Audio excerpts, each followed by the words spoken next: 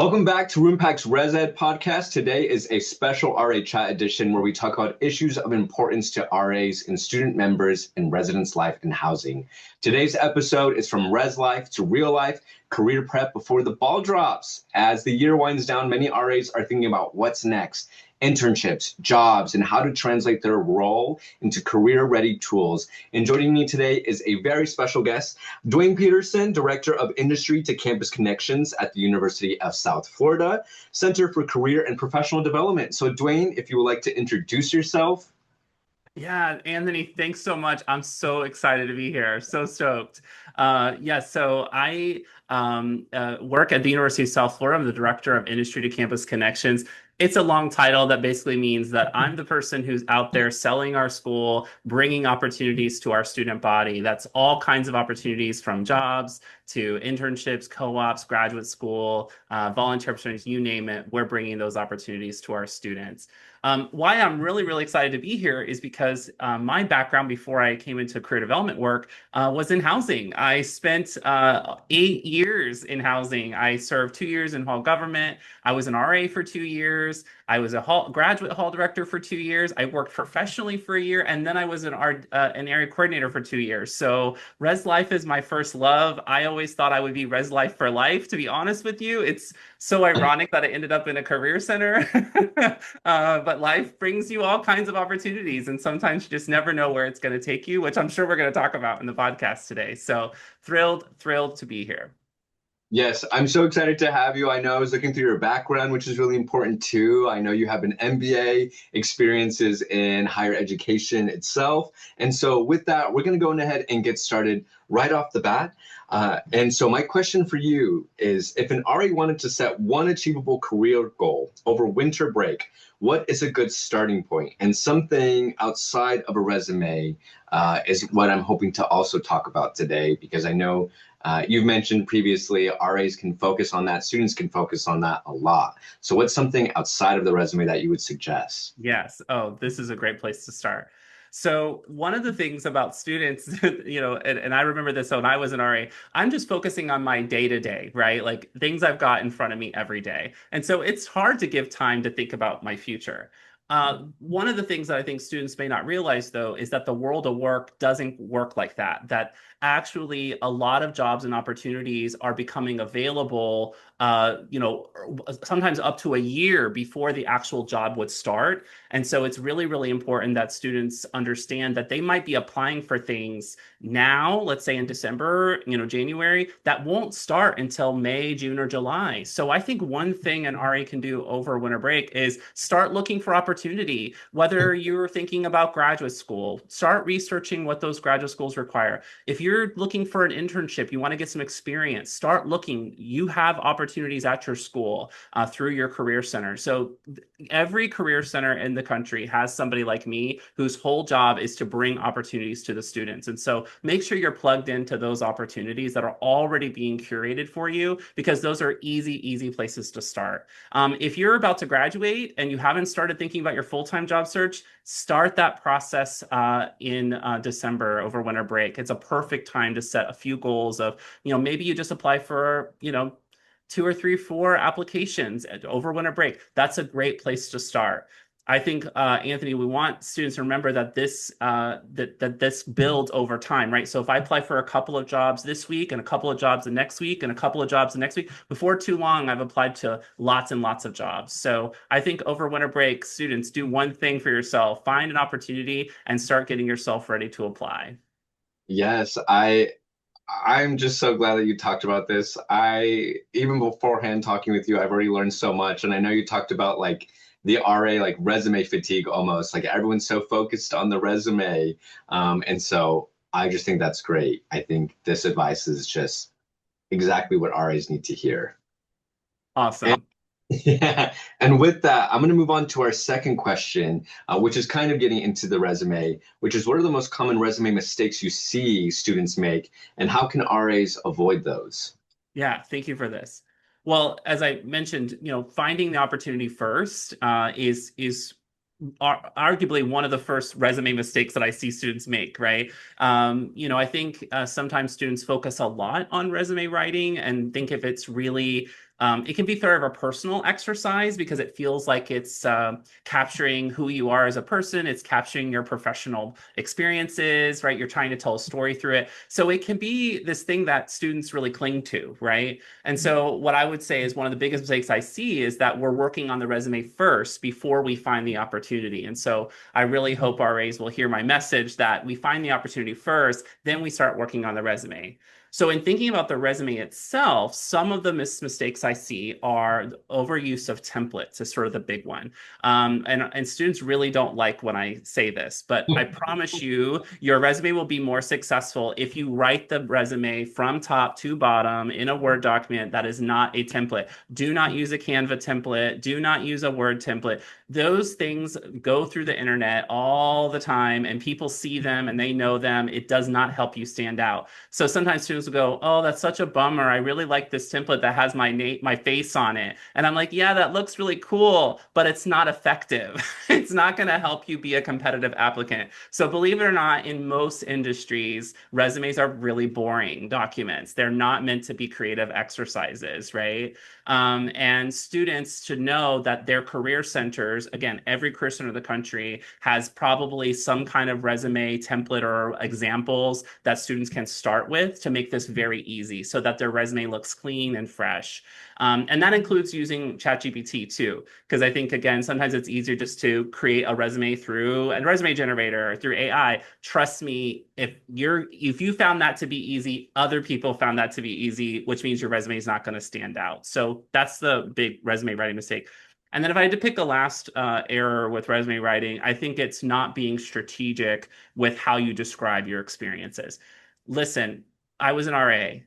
It is probably, if not the most, definitely among the most well-rounded professional training student roles on a college campus. You are learning everything. I've seen this podcast has done some other shows on or episodes on transferability of skills, right? And the skills that RAs gain.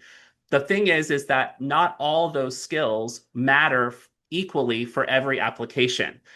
So this isn't a matter of just copying the RA job description and putting it at the top of your resume as your experience. It's being strategic with how you communicate that experience in the context of the thing you're applying for. This is why I'm encouraging students to find the opportunity first, because that tells you exactly what kinds of skills the employer want the most, which means you might emphasize different parts of the job in a stronger way than other parts of the job. So, for example, if I wanted to be in nonprofit work, and let's say I was trying to find something that's really going to be community facing, I might really talk up my community development role that I use as an RA, but maybe talk less about my emergency response, right? So, really being strategic with what parts of the job matter the most, and then really making sure that's near the top of the resume as well as the top of the description of those different experiences on your resume as well. So remember, people read top to bottom. So what you write near the top will matter the most. Yes, yeah. I can see why you're the director now at your job. It's it's all making sense. Yes, this is great. Talking about templates, chat GPT, being strategic with your resume. So this is great content to all the RAs listening. I hope you're taking notes. But with that, translating away from the resume and maybe more into like the electronic age of LinkedIn, which has been growing. And so LinkedIn has features like the About section and skill endorsements. Which of these do you think matter most for students, and how can RAs kind of make that stand out on their profiles? Thank you so much. This is a great question. And it's a little more complicated than I think students recognize. So what LinkedIn does is allow you to have a professional presence online. So when you are on Instagram, for example, as a person, there's a very particular reason you use that tool. Maybe you're into food, and so you are showcasing all the great food that you eat and the great food that you make, right? So on LinkedIn, this is really the only channel of social media that you have control of your professional brand. So how you want people to see you in a professional context. And what I see students defaulting to is the only professional identity they feel comfortable with at this point, which is being a student. And that's great, but it doesn't sell you as a hireable person in the market, right? If you're just being seen as, well, I'm just a student, right? It sends a signal that you have more training to do, you're very green, you're not ready for real jobs, right? So LinkedIn is a really great place to start thinking about, how do I want people to see me as a professional? And it could be an aspiration, right? It may be something you're working towards, right? There's a reason why you're in college. There's a reason, there's probably a career goal or maybe several career goals that you're trying to pursue. You can start to put that into a creative, not creative, but a very strategic language around how you want the outside world to see you, and you'll have control over that. It's important to remember that LinkedIn, depending on what your professional goal is, your profile may look different. So if you're thinking about something in business, maybe you might have a headshot where you're wearing a suit, and you look like someone who's going into business. But if you're a software developer or an entrepreneur or a graphic designer, you're going to have different expectations in those industries. So you should reflect those industries that you're trying to pursue in your LinkedIn profile. The About section, Anthony, I'm so glad you asked about, is an amazing place for students to start thinking about how they, like, what kinds of things excite them about their future? What kinds of impact do they want to make in their professional career? What kinds of experiences have they had? These are things that they could start to put together into a short narrative in that experience that, again, is being communicated to an external audience, right? Like, so hopefully prospective employers or graduate schools are finding that presence, and then they're able to know, this is what you are all about, right? And then you get a chance to also put all of your experiences from your resume on that document, and you don't have to curate it. You can literally put all of your experiences on there, which is great. I also want to highlight that LinkedIn is great as a portfolio technique, which means I can pull examples of my work. So RAs do amazing programs, right? And Mm. they usually document them through pictures. They usually write program planning sheets, right? Those are all what I call artifacts, which you can then put as examples of your work on your RA job on your LinkedIn profile. So when you say you have, let's say, planning skills, right? Show the employer that you have planning skills with an example that would prove you did. So this is a program we did, for our residence hall. It had 50 people in attendance, blah, blah, blah. And then there's a picture, right, that describes it and see it. Wow, an employer's going to go, this person definitely has program planning skills, right? So you can use those sort of article elements of LinkedIn to build sort of a profile and demonstrate your skills in action. You mentioned the skills section. I like the skills section, but let me tell you a big mistake I see young people doing. This isn't a race to get 100 endorsements for every skill you have, right? And again, you want strategy here. Nobody, when you're starting your career, no one expects you to have 100. I don't have 100 people endorsing me, and I've been a career expert for like almost 2 decades, right? So I think remembering students should be strategic about what are the skills that are going to matter the most for the Mm. jobs that they want to pursue. And then those are the skills we're highlighting on the LinkedIn. And then when they demonstrate those skills, they can get those endorsed by supervisors, by their peers, right, on their profile, but let it happen organically. It isn't something you need to really like be asking people for, can you endorse me for this skill? Like, let it happen organically. Or you might say like, hey, I really want to make sure employers know I have this skill, and you might nudge someone to endorse you. But the goal here isn't to have 100. Nobody would expect that. But at least, again, we're communicating through the keywords that are in LinkedIn, what kinds of skills you bring to the table, and you want those to align with the kind of work you're hoping to pursue. So hopefully that helps with LinkedIn. It's a really great tool, but it does require some strategic thought.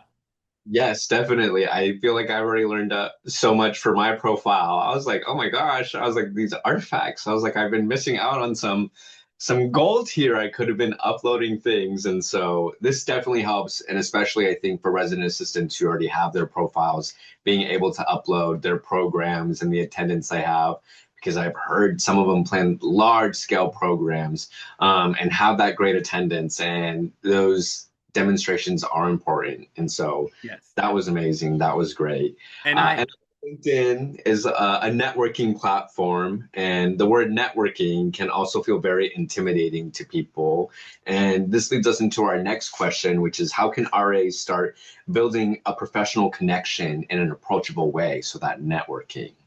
Yeah, networking is really scary and it's really hard to think about and hard to do. I have a lot of students who are like, oh, I'll just apply for jobs online. But the truth is that 80% of jobs that are available in the market at any given time can be found nowhere online. They're jobs that live in people's minds. They're jobs that live on people's desks.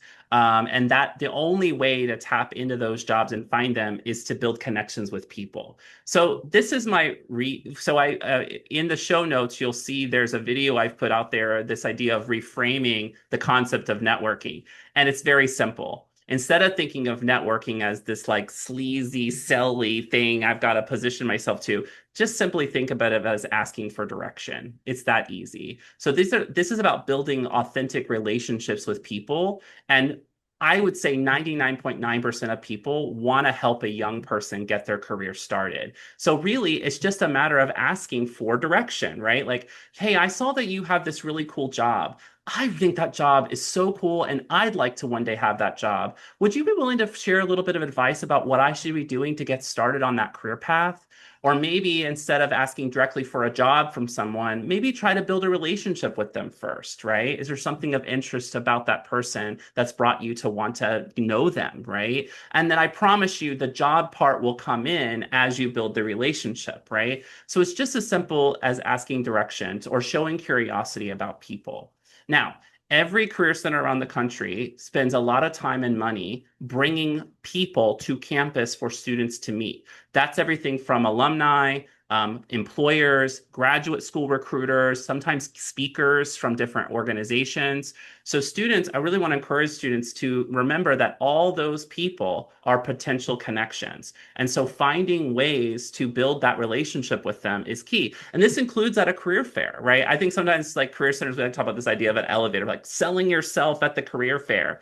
But what recruiters really tell me, and I talk to hundreds of recruiters, every year, and really what they tell me is the most authentic connections win. Like just coming up, showing curiosity, knowing a little bit about the company, knowing a little bit of about the opportunities they might hire for. I actually just had a recruiter tell me that they love when a student has even already applied for a job. It allows for a deeper connection to be made, right? So it doesn't have to be this sort of transactional relation connection where you're selling yourself. It's really just like, hey, I saw these are the kinds of things you're hiring for. These are a little bit about my background. I thought I might be a good fit for these. Would you be willing to share more information about them? And then suddenly that conversation is going to come off super organic, and it's just going to be like talking to a friend, right? So I think one of the things is just demystifying and kind of taking down the pressure of the networking, right? And that it's just about sort of asking direction and building relationships with people. Something RAs know a lot about. Think about what the RA job requires, right? You've got to build relationships with complete strangers, and you got to get those strangers to care about their community, care about you, care about their roommates, right? That same skill is 100% transferable to networking. Yes, yes. I love the always the tie-in that you're making with these RA roles. So that is perfect. And then speaking of the RA roles and how RAs move on, do you recommend RAs reach out to alumni, as you've kind of touched on, or other student leaders they've worked with in the past? And if so, how can they do that effectively? Yes, absolutely. When you are trying to get your career started, even if you're going to go on to graduate school, remember that the more relationships you have, the potential of more opportunities you have. So I think it's important for RAs to remember that the people they're on their staff with today very well could be people that could help them get access to other people or opportunity later on. So as I shared with you as we were prepping, I got my first full-time job after college. Now, remember, I was an RA for 2 years. I got my first job, which was in a housing office on the ops side, because of the people on I met. It turned out was my supervisor who was going to a different team, different job, and he's like, "Hey, I'm hiring. Do you want to apply for this job?" And I still had to apply and earn the job, but it certainly didn't hurt me that I had a connection with the person who was making the decision, right? So don't forget the people on your staff right now, your peers and your bosses are all people that could be part of your network. Even if you're not going to do housing for a career, which most RAs won't, those people are going to end up having careers or end up in places that you might want access to one day. And having those people in your portfolio or in your network are going to be key.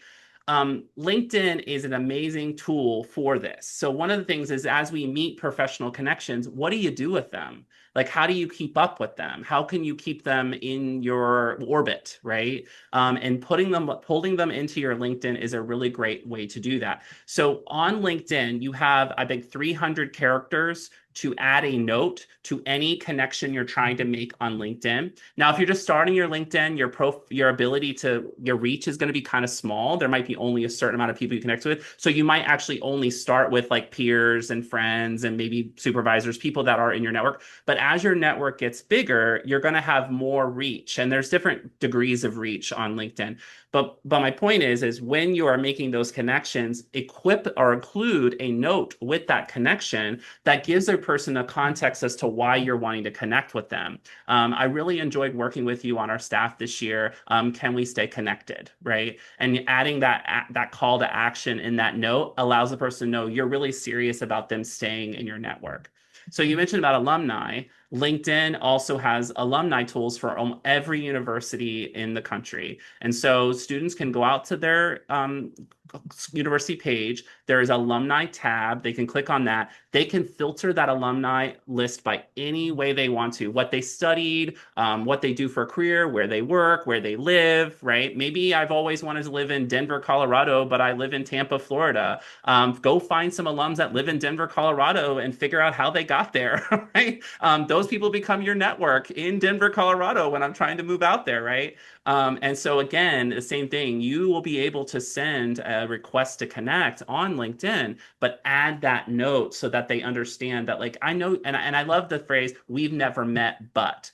We've never met, but I see you live in Denver. I want to live in Denver after graduation. Was wondering, could we connect so I can learn more about life in Denver, right? Whatever it might be. So adding that note helps to pull that person into your network.